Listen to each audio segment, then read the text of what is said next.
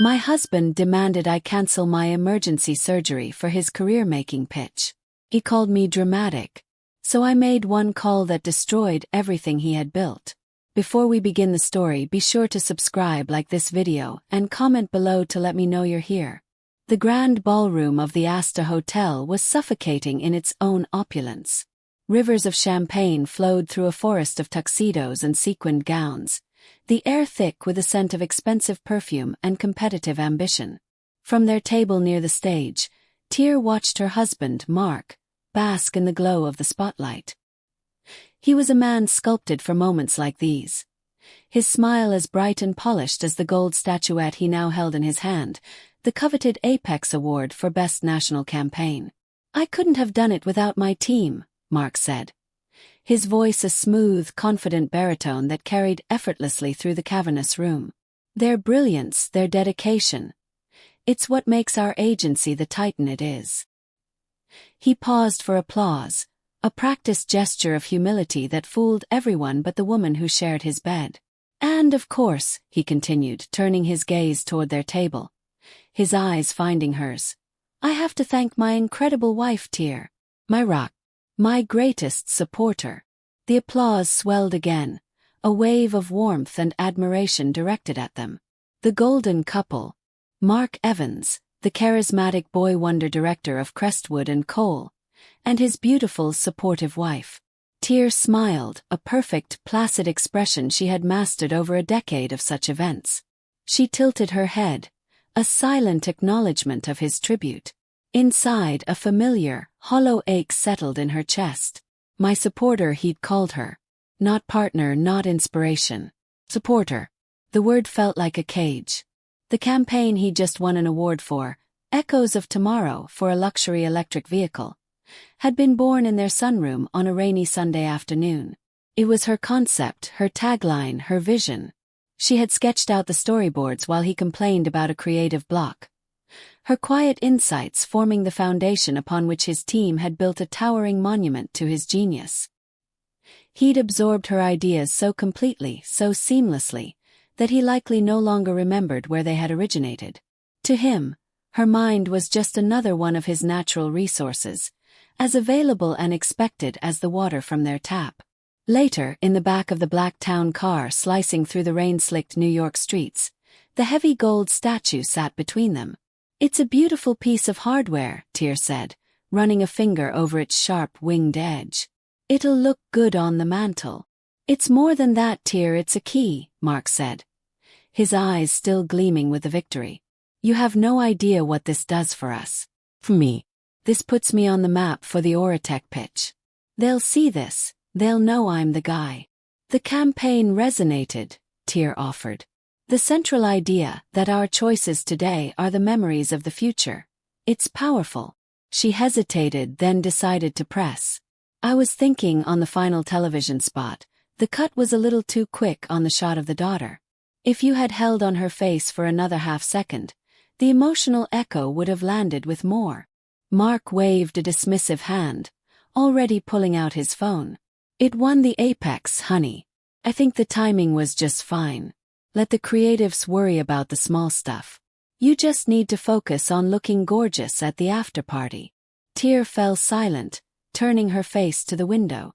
Raindrops streaked across the glass, blurring the vibrant city lights into a watercolor smear. The small stuff. That's what her contributions had been reduced to.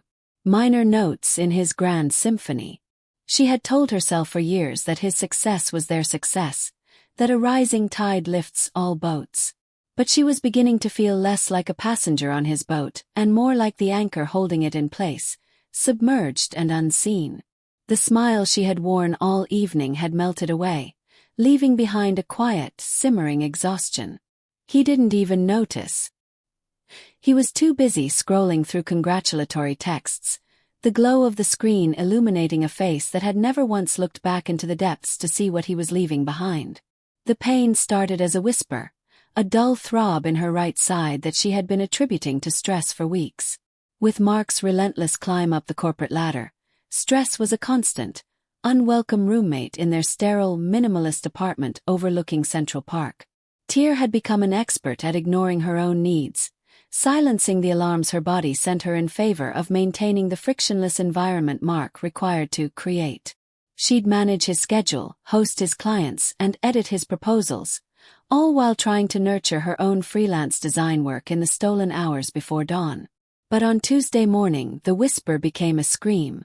She was in the middle of a video call with a client in London, discussing branding for a new sustainable textile company, one of the few projects that was truly hers, that filled her with a spark of genuine excitement.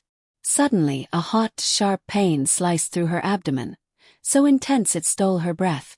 She gripped the edge of her glass desk, her knuckles turning white. The world swam, a nauseating tilt of vision that blurred the face on her screen. "Tere, are you all right?" the client asked, her voice tinny and distant through the laptop speakers. "Fine," Tere managed, forcing a swallow. Just a cramp. Let me just pull up those color palettes for you." But it wasn't just a cramp. It was a relentless, searing fire that was making it impossible to think. She ended the call as gracefully as she could, promising to email the mock-ups by the end of the day, a deadline she knew with a sinking certainty she would not be able to meet. The moment the call disconnected, she doubled over, a strangled gasp escaping her lips. The pain was a living thing, clawing at her from the inside. A frantic, blurry taxi ride later, she was in the emergency room of Mount Sinai. The antiseptic smell, the cacophony of beeps and urgent, hushed voices, the hours spent on a hard gurney under fluorescent lights, it all compounded into a surreal nightmare. She texted Mark a single line. "In the ER. Bad pain. Don't know what's wrong yet." His reply came 45 minutes later, an eternity in hospital time. "Oh God, that's awful. Keep me posted." Swamped here with pre-pitch meetings. She stared at the text, at the casual dismissal couched in feigned concern. No questions. No "should I come?"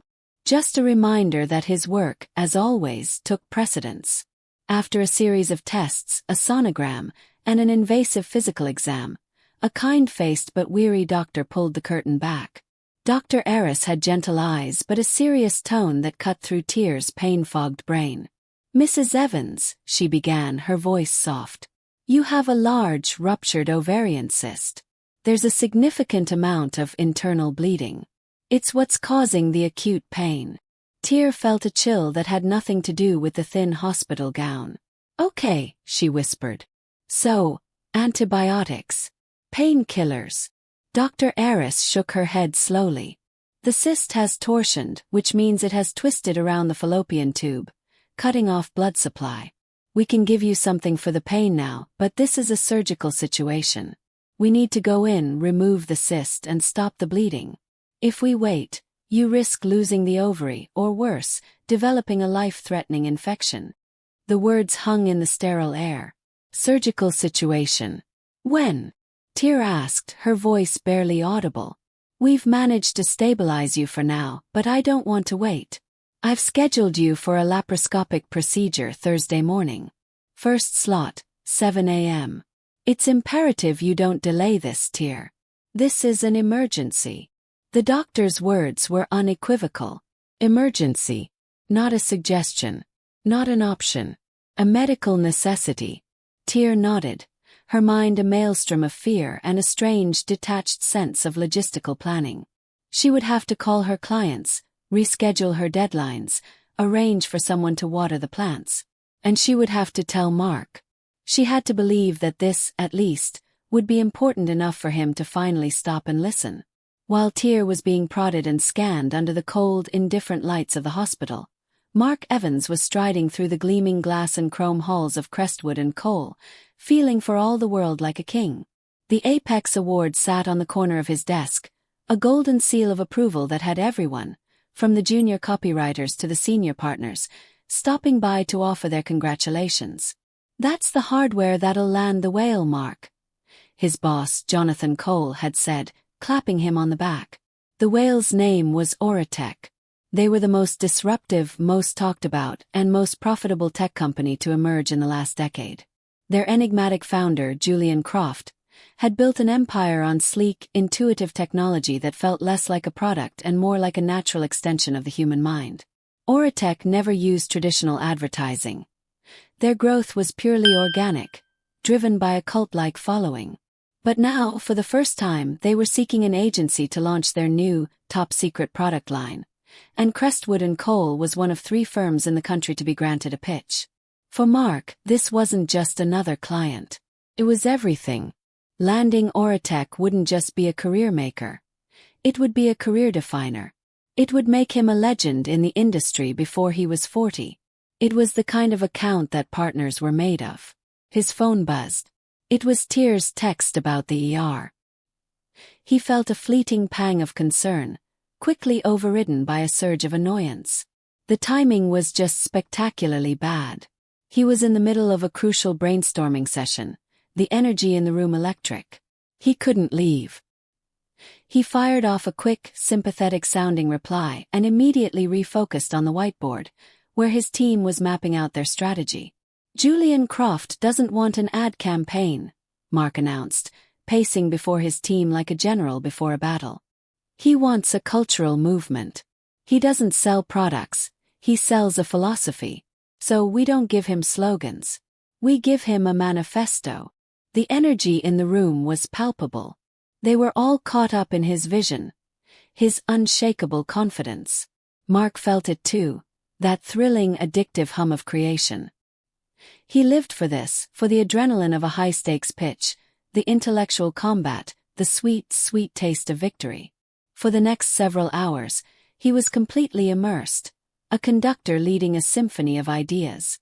They worked through lunch, then through dinner, fueled by stale coffee and the sheer magnetic force of Mark's ambition. Finally, around 9 o'clock that evening, they had it.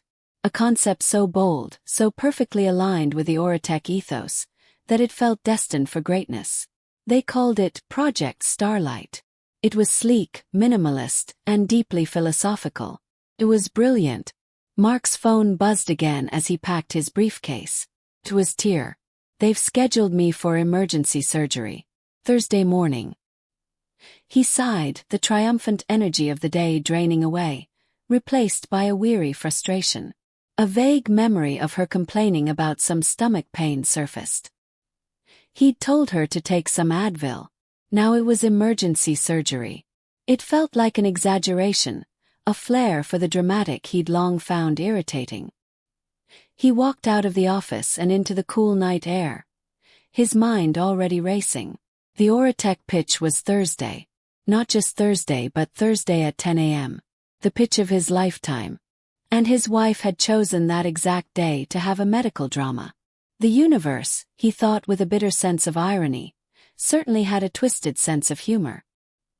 He hailed a cab, his jaw tight with a frustration he felt was entirely justified. This was an obstacle, a complication he didn't have time for, and he was already planning how he would manage it, and her, when he got home. Tere was sitting on the edge of their gray velvet sofa when Mark walked in, the exhaustion from her hospital ordeal having settled deep into her bones. She had the doctor's discharge papers and a folder of pre-op instructions laid out on the marble coffee table. The apartment was silent save for the hum of the city 10 floors below. She had been rehearsing how to say it, how to convey the seriousness of the situation without sounding hysterical. Mark tossed his keys into a ceramic bowl with a loud clatter, shrugging off his expensive wool coat. He didn't look at her, his attention already on the mail stacked on the console table. "Rough day," he said, more as a statement than a question. "We nailed it though. The Oratech concept is a killer. Absolute killer." "Mark, we need to talk," Tere said, her voice quiet but firm. He finally turned, taking in her pale face and the hospital bracelet still clasped around her wrist. "Right, the ER. What's the verdict? Did they give you something for it?" "They did," she said, taking a breath. "Mark, I have a ruptured ovarian cyst. It's bleeding internally. I need surgery." He frowned, his focus finally settling on her. "Surgery? Like a real surgery?" "Yes. They've scheduled it for Thursday morning at 7. The words seemed to hang in the air for a moment.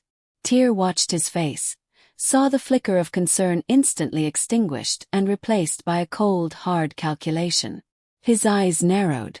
Thursday, he repeated, his voice flat. This Thursday. Yes. Dr. Eris said it's an emergency. She said we can't delay it. Mark let out a short, incredulous laugh, devoid of any humor.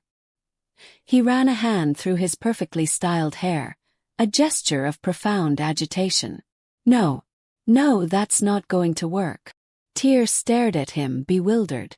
What do you mean it's not going to work? It's not a business meeting, Mark.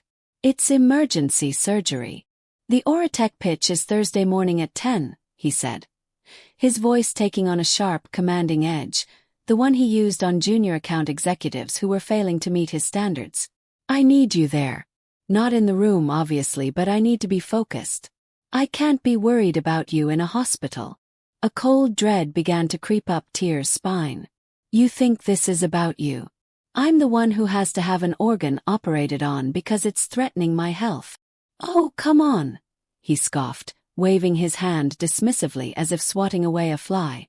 You're always so dramatic. They're just gonna go in with a little camera, snip it out. It's routine. Call them back, tell them to move it to Monday. The future of our family is riding on this pitch.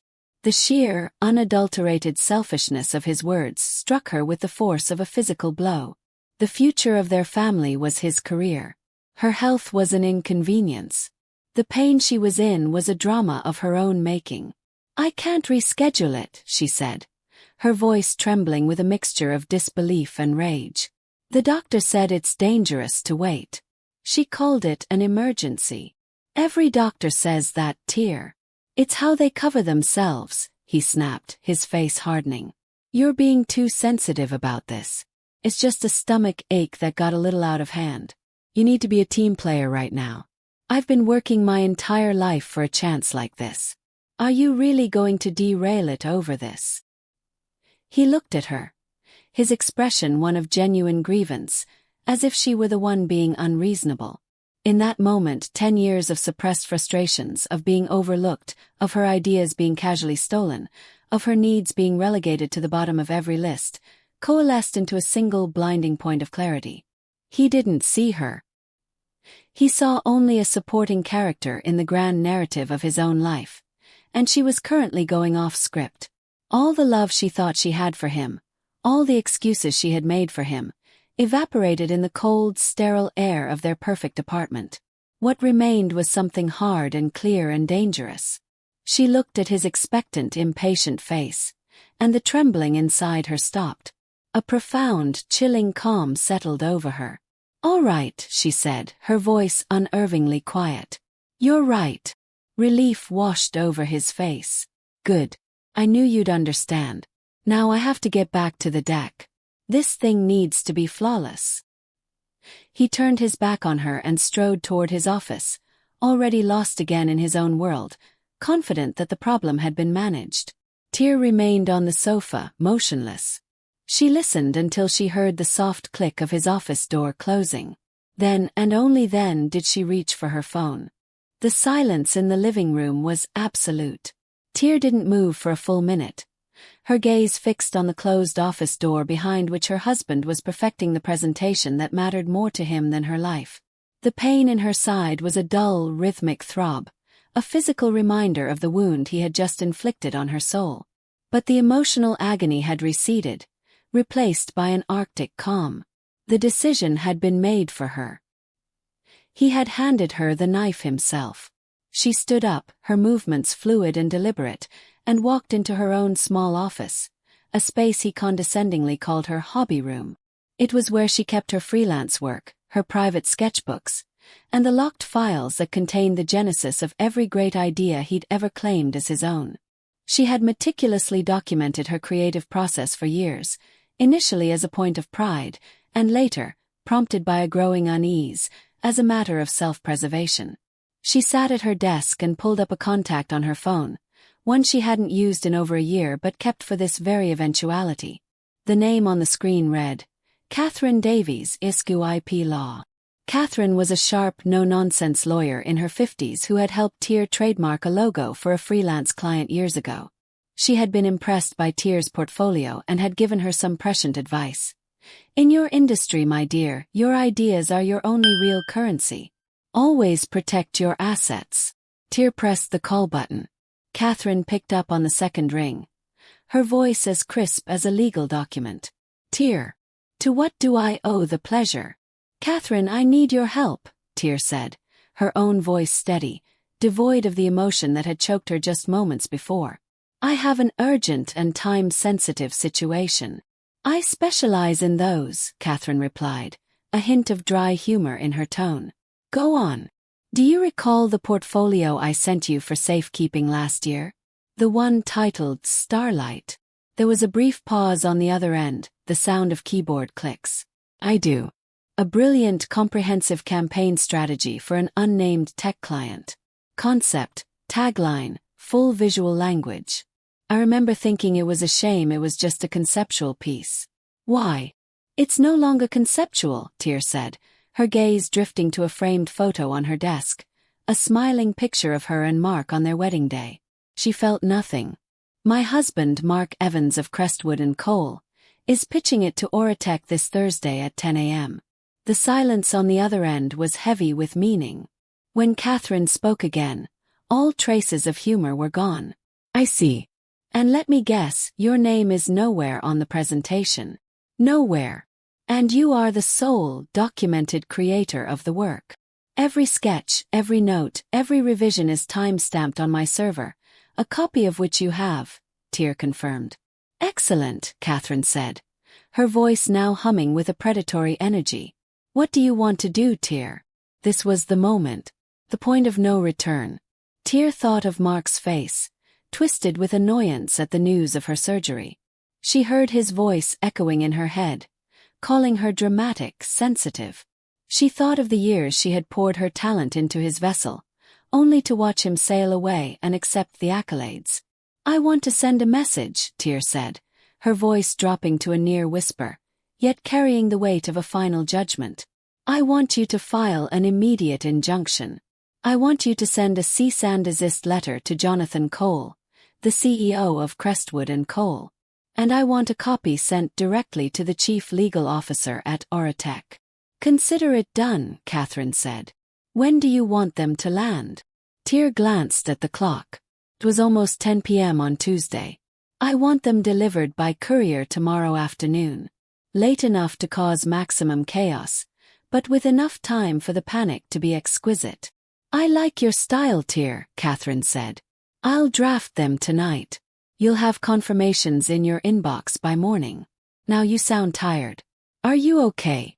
For the first time, a genuine emotion pricked at the back of Tere's eyes. It wasn't sadness. It was gratitude. I will be, she said. Thank you, Catherine. She ended the call and sat back in her chair, her hand resting on her abdomen. The single call was made.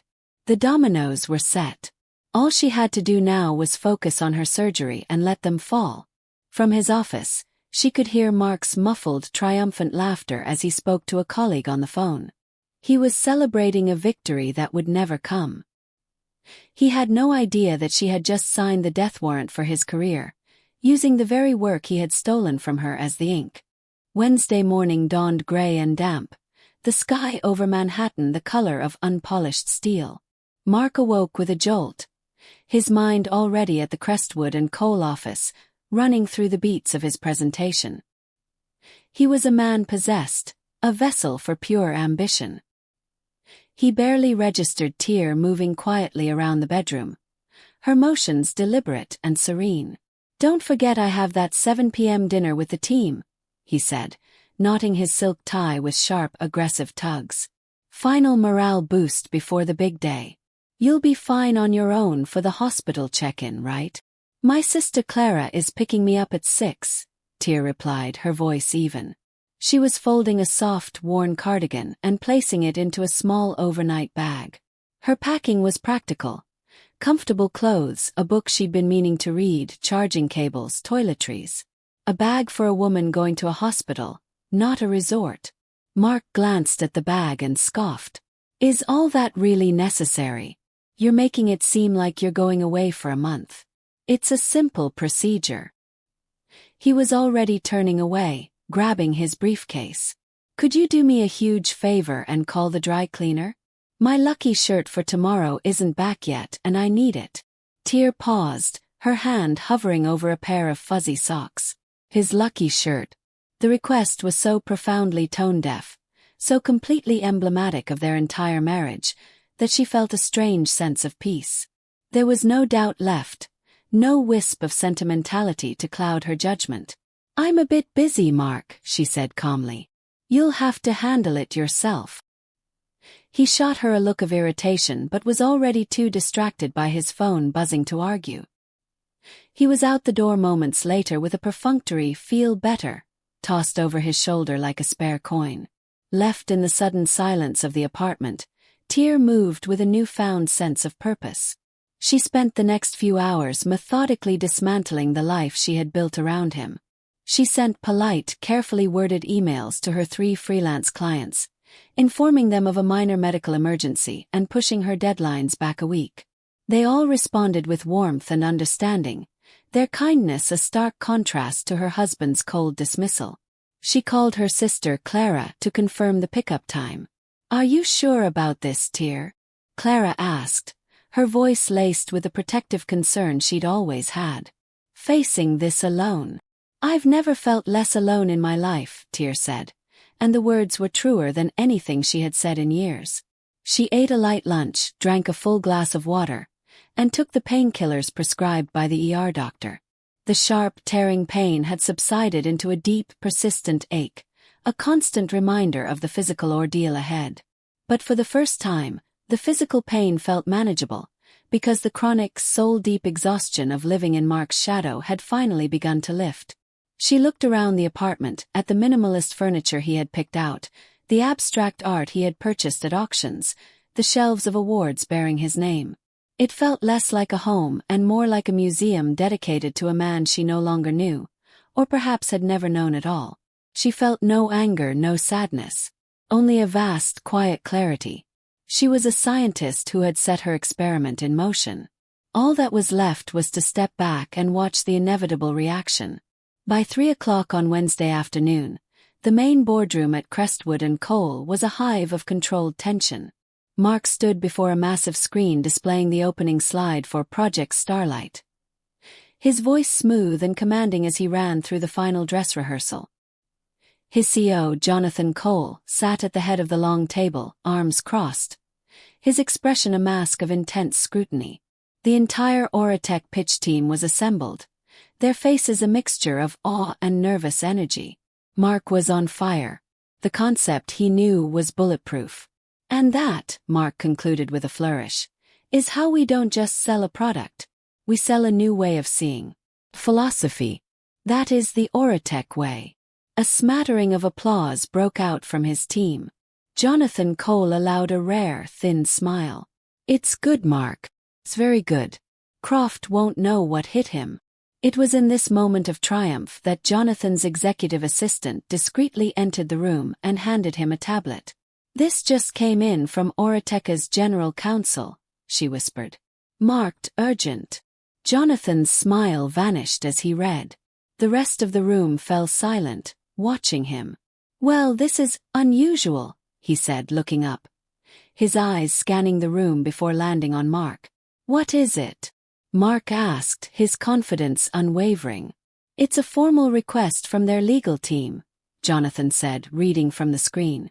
"They're asking for immediate and complete chain of title documentation and all relevant copyright registration numbers for the creative assets and core concepts related to Project Starlight." A nervous murmur rippled through the team. Chain of title was something that was usually handled after a contract was signed, not as a prerequisite for a pitch. They're also citing a need for preliminary due diligence to avoid any potential third-party IP entanglements, Jonathan added, his brow furrowed. Mark felt a flicker of annoyance, but his ego quickly smothered it. He let out a confident laugh. "That's fantastic news," he announced, turning to his team. "Don't you see? They're already vetting us. Their legal team is treating this as if we've already won. They're just getting their ducks in a row. It's a sign of how seriously they're taking this." Some of the team members nodded, their anxiety visibly easing under the spell of his certainty. Jonathan Cole, a man who had not gotten to his position through optimism alone, still looked wary. "I don't like legal curveballs the day before a pitch, Mark," he said, his tone low. "It's not a curveball, Jonathan, it's a buying signal," Mark insisted smoothly. He turned to a junior strategist. "Sarah, get with our legal department. Pull all the standard work-for-hire contracts and internal development memos for Starlight. Package them up nicely and send them over. Let's show Oratech how organized we are." "On it," she said, quickly tapping on her laptop. Mark clapped his hands together, reclaiming control of the room. "All right, people, let's not get distracted by lawyer speak. Let's run the second act one more time from the top." He turned back to the screen, his posture radiating power. He had faced the first warning shot and in his mind had not just deflected it, but transformed it into proof of his impending victory. He never once considered the true origin of the request. The possibility that the third-party IP entanglement they feared was his own wife was a concept so alien to his worldview it couldn't even form as a thought. At 4:52 p.m., just as the final rehearsal was wrapping up, a courier in a crisp black uniform walked into the gleaming lobby of the Crestwood and Cole building. He held a single slate-gray envelope and an electronic clipboard. "Package for Mr. Jonathan Cole," he said to the receptionist. "Personal and confidential. Signature required." 5 minutes later, the envelope was in Jonathan's hands.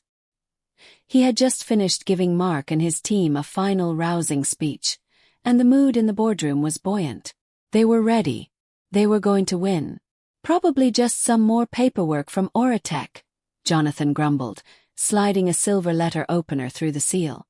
He pulled out 2 thick, cream-colored pages of stationery. Mark was standing beside his desk, accepting congratulations from his team, when he heard Jonathan's sharp intake of breath. He turned. The color had drained from his CEO's face. Jonathan was reading the letter, his eyes wide with a horror that seemed to age him a decade in a matter of seconds. "What is it?" Mark asked, the celebratory smile freezing on his lips. Jonathan didn't answer. He read the letter a second time, as if unable to believe the words printed on the page. Then he slowly lifted his head, and his eyes, cold and filled with a terrifying fury, locked onto Mark's. "Get everyone out," Jonathan said, his voice a deadly quiet rasp. "Now!" The team, sensing the sudden catastrophic shift in atmosphere, filed out of the room in confused silence. When the door clicked shut, Jonathan slowly, deliberately, slid the letter across the vast mahogany desk toward Mark. Mark picked it up. His hands were trembling slightly. The letterhead was from a boutique law firm he didn't recognize, Davies and Associates, LLP. The language was dense, formal, and utterly brutal. Cease and desist notice. Unauthorized use of intellectual property. The letter went on to state in no uncertain terms that the entire creative campaign known as Project Starlight, including all slogans, strategic frameworks, and conceptual narratives, was the sole and exclusive intellectual property of their client. Any use, presentation, or distribution of this material constituted a willful copyright infringement. It demanded that Crestwood and Cole immediately halt any and all plans to use the material, especially in their upcoming presentation to Oratech, a copy of which had been sent to Oratech's legal department as well. Mark's mind struggled to process the words. It felt like a prank, a corporate espionage tactic from a rival agency. But then he got to the end of the second paragraph, to the name of the client Catherine Davies was representing. "The exclusive intellectual property of our client, Ms. Tere Evans." The name hit him with the force of a physical impact. He felt the air leave his lungs, a dizzying wave of vertigo washing over him. His Tere. It was impossible. Made no sense. He looked up from the page, his face a mask of utter disbelief, and saw the look of pure, unadulterated rage on his boss's face. "Mark," Jonathan Cole said, his voice dangerously low. "Who in the hell is Tere Evans?" The question hung in the air, An executioner's axe. In that moment, the entire world Mark had so carefully constructed, his career, his reputation, his future, shattered into a million irreparable pieces. Mark didn't remember the drive home. He moved through the city in a fog of cold, sickening dread. The furious, venomous words of his boss echoed in his ears. "Fix this, Mark, or you are finished here. Do you understand me? Finished." He burst through the door of their apartment. His face ashen, the cease and desist letter crumpled in his fist. He found Tere in their bedroom, calmly zipping up her small hospital bag. She looked up at him as he entered, her expression placid, as if she were merely expecting a delivery. "What is this?" he choked out, his voice hoarse. He threw the wrinkled letter onto the bed. "This is a joke, right? Some kind of sick, twisted joke." Tere glanced down at the letter but didn't bother to read it. She already knew what it said. "It's not a joke, Mark," she said, her voice betraying no emotion. "It's a legal document. Your lawyer sent this," he hissed, stalking toward her. "It says you own Project Starlight. Says I stole it from you. Why would you do this, Tere? Why would you try to destroy me?" For the first time since he'd walked in, a flicker of something sharp and bright showed in her eyes. "Destroy you? No, Mark. I'm just protecting what's mine. You're the one who tried to pass it off as your own." The calm certainty in her voice staggered him. He stared at her, truly seeing her for the first time in years, not as an accessory or a supporter, but as a stranger, a formidable opponent he had fatally underestimated. The foundation of his reality crumbled. "It was an idea," he stammered, his rage beginning to curdle into panic. "We talked about it. We collaborated. Husbands and wives, they share things." "We didn't collaborate," she corrected him, her voice as cool and precise as a scalpel. "I created it. You took it. And when I needed you, when I was in pain and heading for emergency surgery, you called me dramatic and told me your pitch was more important. You made your choice. Now I've made mine." The mention of the surgery, of their conversation the night before, finally connected the dots in his panicked mind. This wasn't a random act of malice. It was a direct consequence of his own actions. The realization broke him. The anger vanished, replaced by a desperate, all-consuming fear. Okay, you're right," he said, his voice cracking. He reached out for her, but she flinched away. "I'm sorry. I was a jackass. I was stressed about the pitch, I wasn't thinking. Please, Tere. You can't do this. This pitch is my whole life." "No, it's not," she said quietly. "It's my whole life's work. You were just the one presenting it." He fell to his knees then, a gesture so pathetic and theatrical it was almost comical. He grabbed her hand, his grip unpleasantly tight. "Please, I'm begging you. Call your lawyer. Tell her it was a misunderstanding. We can fix this. After the pitch, I'll tell everyone it was your idea. I'll give you all the credit. We can share it. Just let me have this one thing. Please, Tere. Don't do this to us." He still thought there was an U.S. Tere looked down at the man kneeling at her feet, a man who had been a titan in her world just hours before, now reduced to a desperate, groveling child. He wasn't begging for her forgiveness. He was begging for her work. His apologies weren't for his cruelty, but for the fact that his cruelty now had consequences. In his pleas, she heard nothing of love, only the raw terror of a man about to lose his power. She pulled her hand from his grasp. "It's too late for that, Mark." As if on cue, the intercom buzzed, its sharp electronic sound cutting through the thick tension in the room. "That's Clara," Tere said, her voice flat. "She's here to take me to the hospital."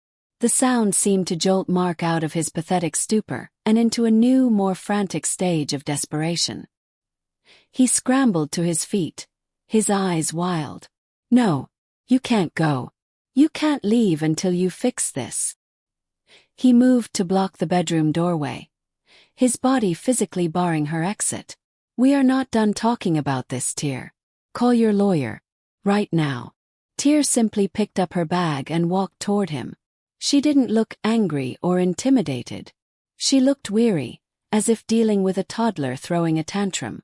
"Get out of my way, Mark." "No." The doorbell rang, a long, insistent peal. It was Clara getting impatient. Mark's face contorted.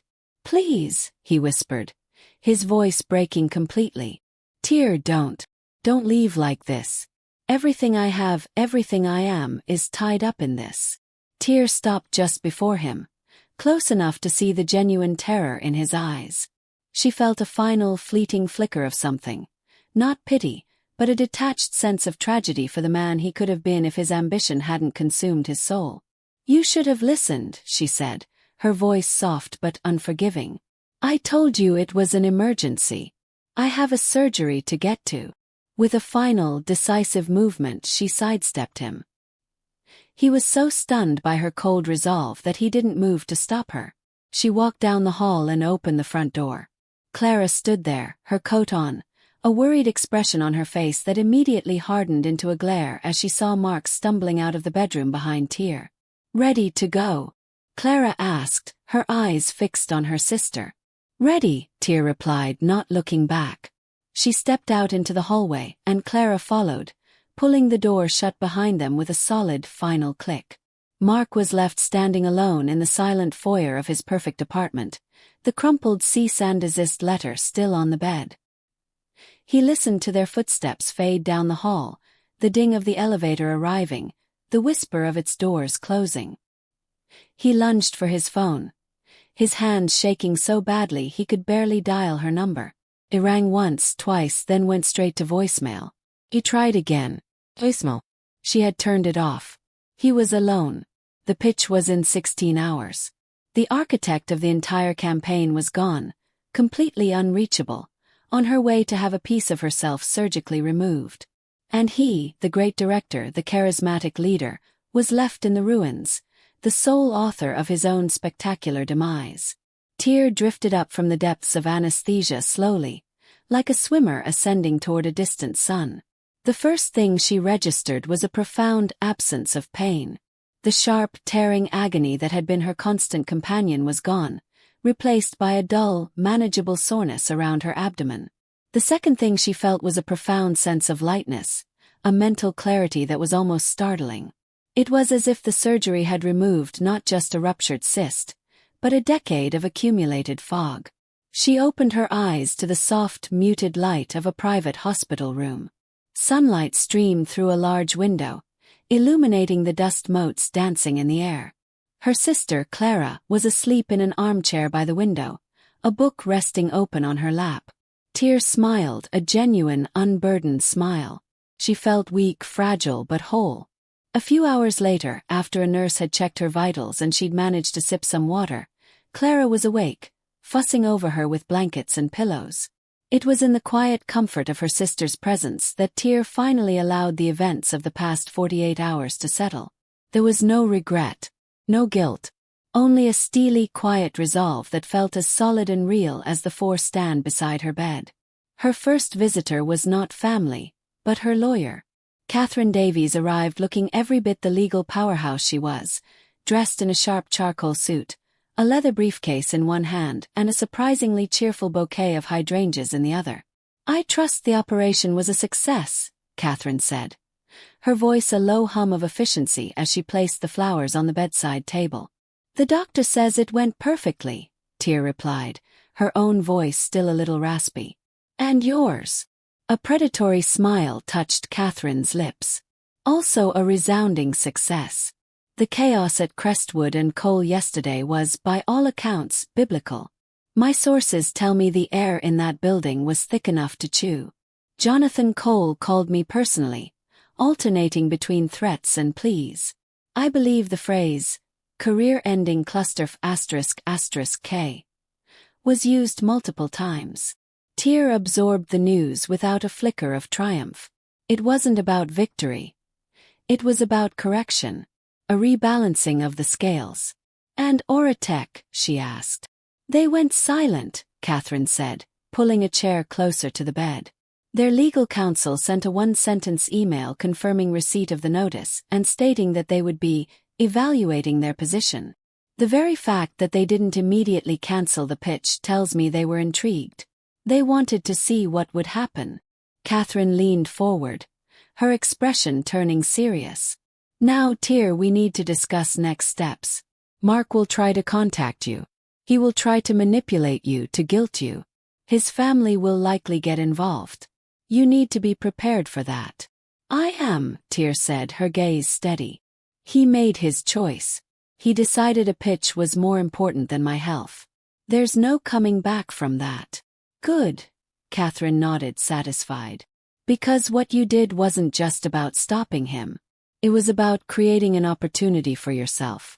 The world now knows that a brilliant campaign called Project Starlight exists, and it knows it doesn't belong to Crestwood and Cole.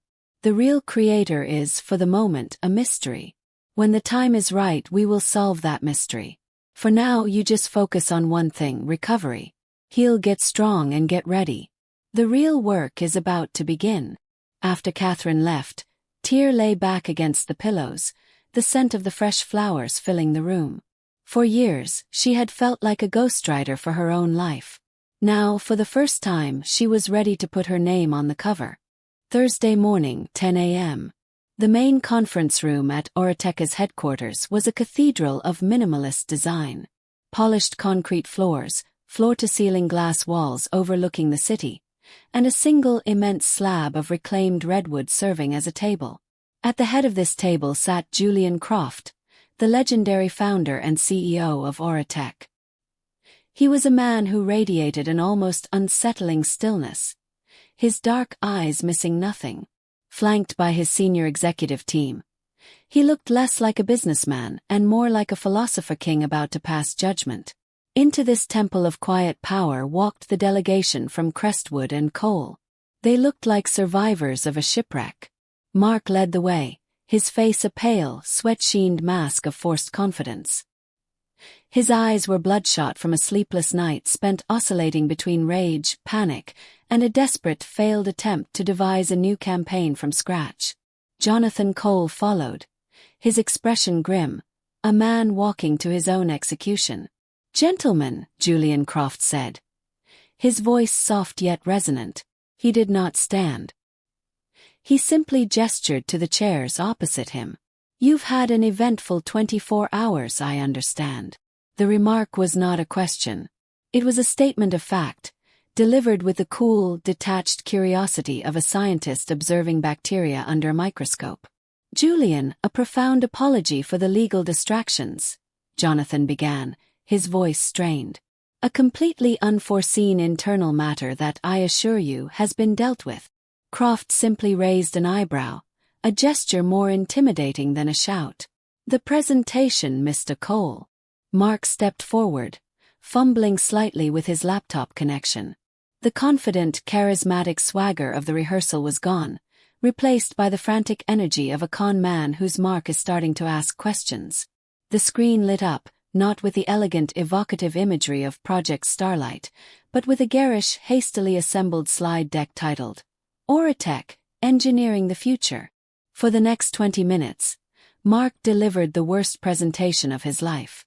The concept, cobbled together in a single night of caffeine-fueled panic, was a hollow collection of corporate buzzwords and generic platitudes. He talked about synergy and disruption and next-generation paradigms. He showed stock photos of smiling, diverse millennials pointing at screens. It was the kind of soulless, committee-approved drivel that Oratek had built its entire brand on avoiding. The Oratek team listened in stony silence. They didn't interrupt. They didn't ask questions. They just watched, their faces impassive, as Mark's desperate monologue unspooled, each word another shovel of dirt on his own career's grave. He knew it was a disaster. He could feel the weight of their silent judgment pressing down on him, suffocating him. When he finally, mercifully, finished, an awkward silence descended on the room. Mark stood there, sweating under the track lighting, his empty smile aching. Julian Croft let the silence stretch for a full minute before he spoke. "Mr. Evans," he said, his voice calm but laced with ice. "Yesterday, my legal team received a notice regarding a concept called Project Starlight, a concept described as minimalist, philosophical, and deeply aligned with our brand's core ethos. This, he gestured dismissively at the screen, is not that. He paused, his gaze sweeping over the defeated faces of the Crestwood and Cole team. We do not appreciate having our time wasted. We do not appreciate being brought into the middle of what is clearly a case of either profound incompetence or outright intellectual property theft. And we certainly do not appreciate a bait-and-switch. He stood up, the meeting clearly over. Thank you for coming in, gentlemen. We will not be requiring your services. With that, he turned and walked out of the room, his team rising and following in his wake without a backward glance.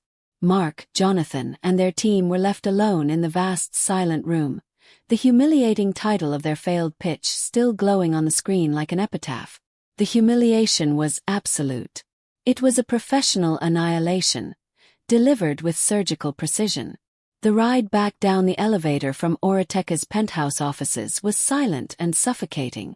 The moment the doors opened into the lobby, Jonathan Cole turned to Mark, his face a mask of cold, controlled fury. You're suspended, effective immediately, he said, his voice low and guttural. Don't go to the office. Don't contact any of our clients. Don't talk to anyone on your team. An internal investigation is being launched into your conduct. You'll be hearing from our lawyers. He didn't wait for a reply, simply striding away, leaving Mark standing alone in the center of the marble lobby. Suspended. The word felt unreal.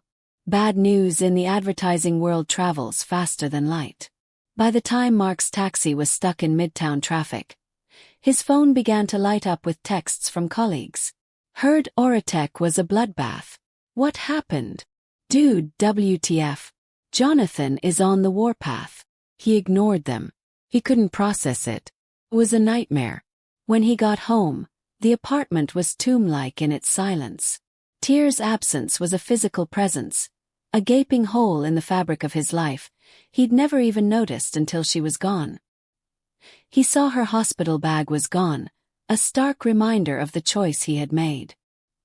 He had gambled his wife for his career, and in a single spectacular flameout, he had lost both. By evening, the industry gossip blogs had the story. Crestwood and Cole fumbles Oratech pitch amidst IP scandal, read one headline. The articles were vague on the details but clear on the outcome. It was a disaster of epic proportions, and director Mark Evans was at the center of it.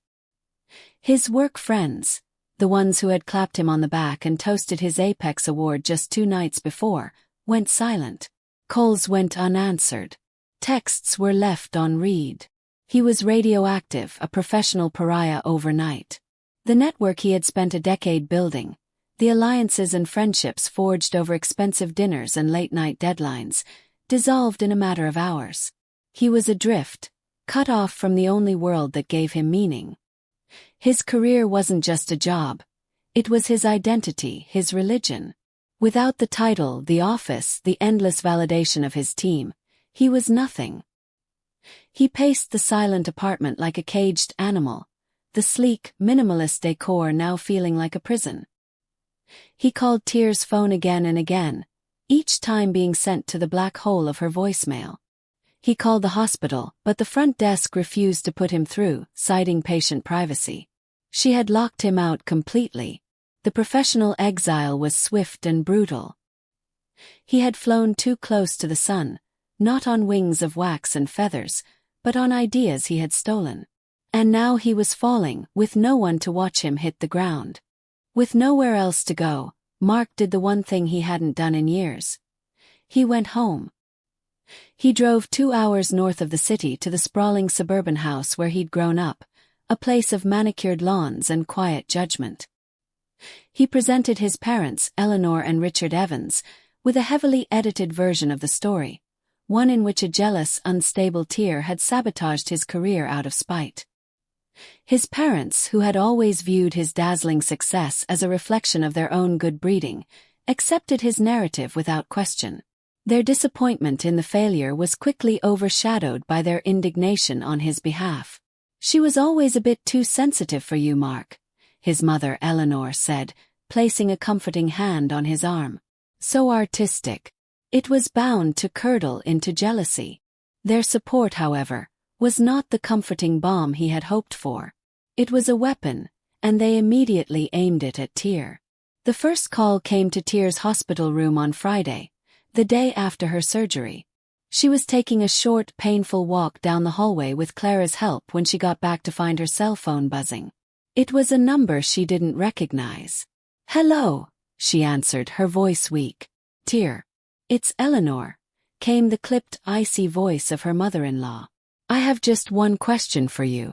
Are you happy now? Are you satisfied, now that you've ruined my son's life?" Tere was too stunned to speak.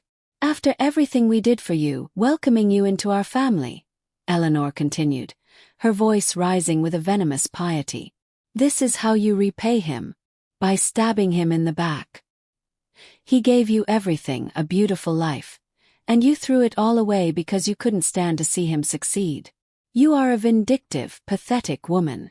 Before Tere could form a response, Eleanor hung up. Tere stood there, phone in hand, trembling slightly. Clara took the phone from her. "Who was that?" "Mark's mother," Tere whispered. Over the next 2 days, the trickle became a flood. Mark's father left a self-righteous voicemail about the importance of loyalty. His younger brother sent a string of abusive texts calling her a crazy bitch and a gold digger. His aunt posted a vague but pointed message on Facebook about destructive wives who tear down good men. It was a coordinated campaign of harassment, designed to shame and intimidate her. But it had the opposite effect.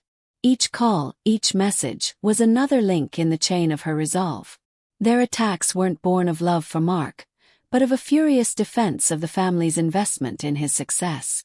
They didn't see her as a person who had been wronged. They saw her as a malfunctioning asset. Their love, she realized with chilling clarity, had always been entirely conditional. They loved her as Mark's supportive wife. The moment she ceased to play that role, she became the enemy.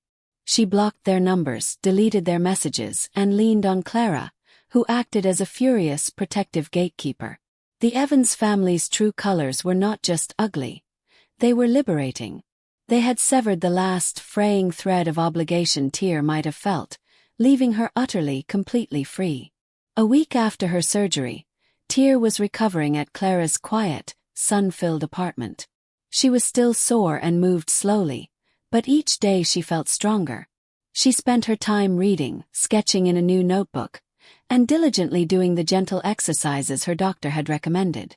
She was disconnected from the world, and it was glorious. She had instructed Catherine to handle everything, and she trusted her lawyer implicitly. On a Tuesday afternoon, while sipping a cup of chamomile tea, she decided to check her email for the first time.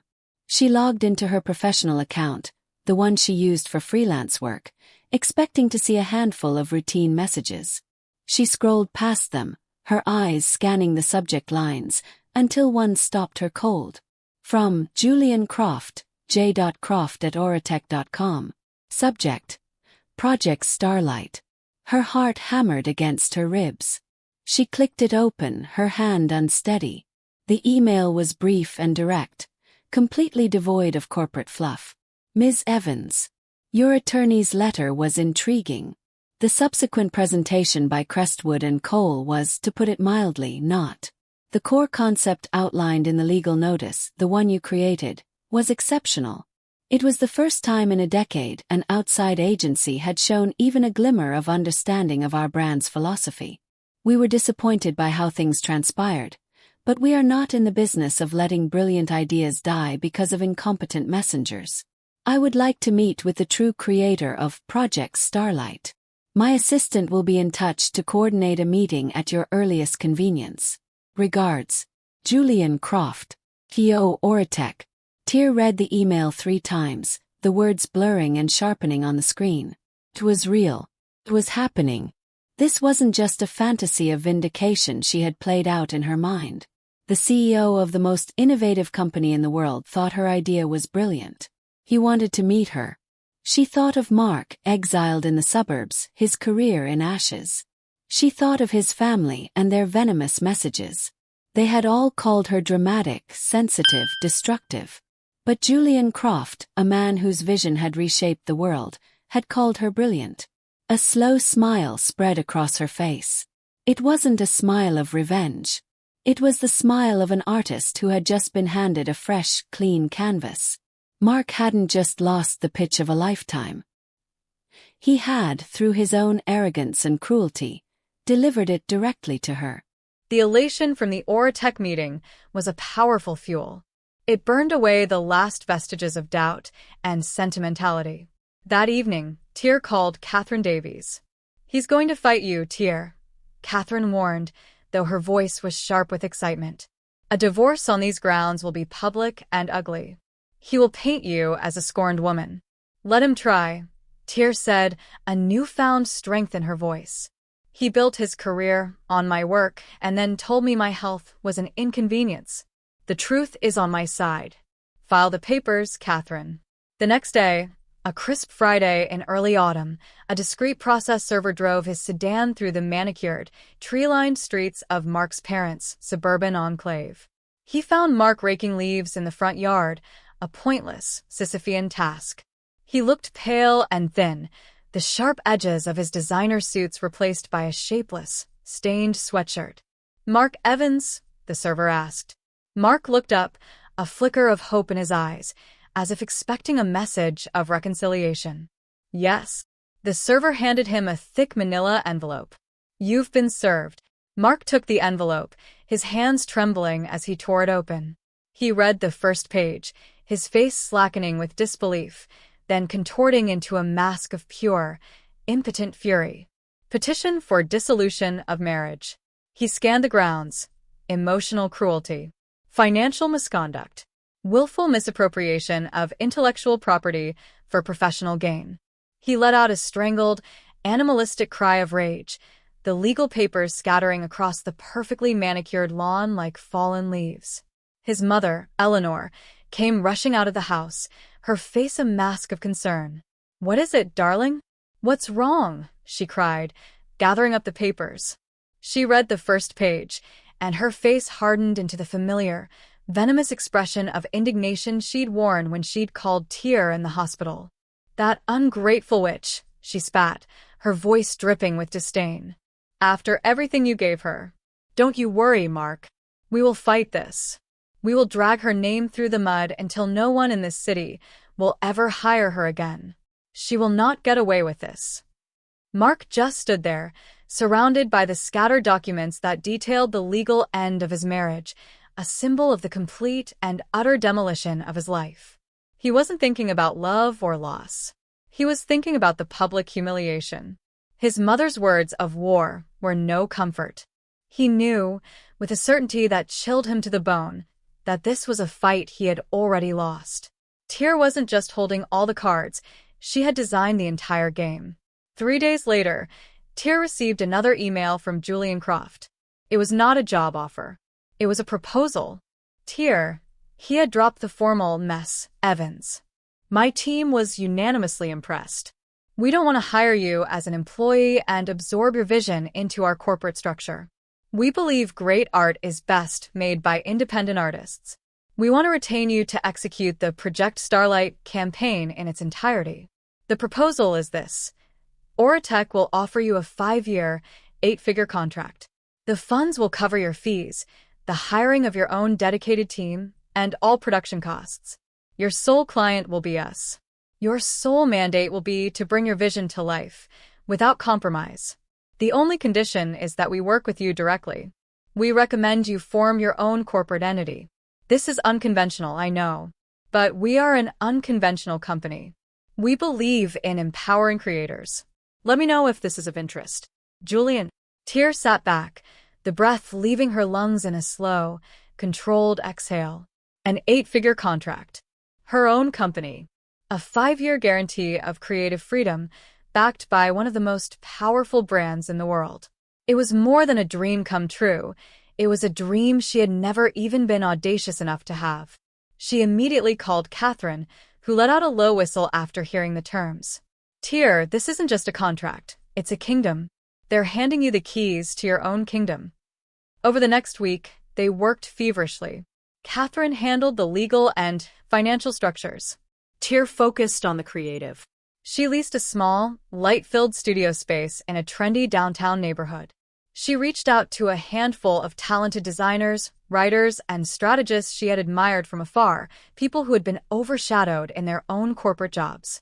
She was not just building a company, she was building a haven for creatives. She named her new agency Starlight Creative. It was a declaration, a planting of her flag. The day she signed the contract, she did so not as Tere Evans, the supportive wife, but as Tere Evans, founder and chief creative officer of her own company. She used her maiden name, a simple act that felt like the final, definitive step in reclaiming her identity. The signature on the paper was not just a legal binding, it was the autograph of her new life. Mark found her a week later. He looked worse than she could have imagined. His clothes were rumpled, his face was unshaven, and his eyes held the haunted, desperate look of a man who had lost everything. He was waiting for her on the sidewalk outside her new studio as she arrived one morning, a coffee in her hand. "Tere," he said, his voice raspy. She stopped, her body tensing, but she did not feel fear. She felt a profound and weary finality. "Mark, you shouldn't be here." "I got the divorce papers," he said, as if this were news. "And I heard about Oratech. My God, Tere. My own agency. You stole it from me." The sheer, unmitigated audacity of the accusation almost made her laugh. "I didn't steal anything, Mark. I took back what was mine. There's a difference. We were a team. We were married," he pleaded, his voice rising. "What happened to you?" "You used to be so kind, so supportive." "I'm still kind," she replied, her voice dangerously calm. "I'm just not your support system anymore. My kindness is no longer a resource for you to exploit." He saw then that his old tactics, the guilt, the gaslighting, the appeals to a history he had poisoned, were useless. A terrifying, ugly desperation took over.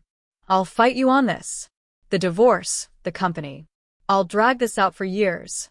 I will tell everyone what you did. "I'll ruin you." She looked him in the eye, at the shell of the man she had once loved. She felt nothing but a distant, clinical pity. "You think you have anything left to fight me with?" she asked, her voice soft but devastating. "You have no job. You have no reputation. And soon, you'll have no money, because Catherine is going to make sure my intellectual property is valued as a marital asset that you defrauded me of." "You can't ruin me, Mark." "You can only ruin yourself. And you've already done a spectacular job of that." She paused, letting the truth of her words settle into the space between them. "You once told me I was being dramatic," she said, her voice dropping to a near whisper. "Turns out, I wasn't the one being dramatic after all. The sound of a life imploding? That's dramatic." With that, she stepped around him, unlocked the glass door to her studio, and walked inside without a backward glance. She didn't watch as he stood frozen on the sidewalk for a long moment before finally turning and shuffling away, a ghost haunting the city that had once been his kingdom. 6 months later, Tere stood on a windswept cliff overlooking the Pacific Ocean. A massive film crew buzzed around her, setting up a complex crane shot.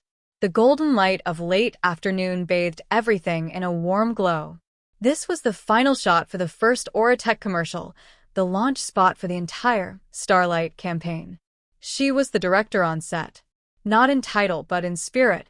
Every decision, from the casting to the color palette to the haunting, minimalist score, was hers. She had hired the best, and they respected her not because of her title, but because of her vision. She was collaborative, confident, and kind, everything Mark had only ever pretended to be. The commercial aired a month later during the Super Bowl. It was a quiet, breathtakingly beautiful 60-second film that didn't show the product until the final 3 seconds. It didn't sell technology. It sold wonder. The next day, it was all anyone was talking about.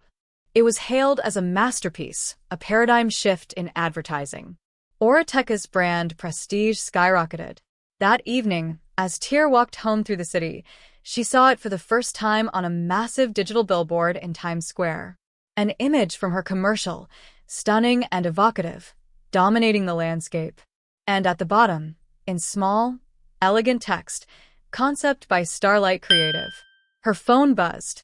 It was a text from Julian Croft. They say a picture is worth 1,000 words. Yours is worth 1 billion in brand value. Brilliant, Tere. Absolutely brilliant. Tere looked up at the billboard, at the tangible proof of her journey towering over the city.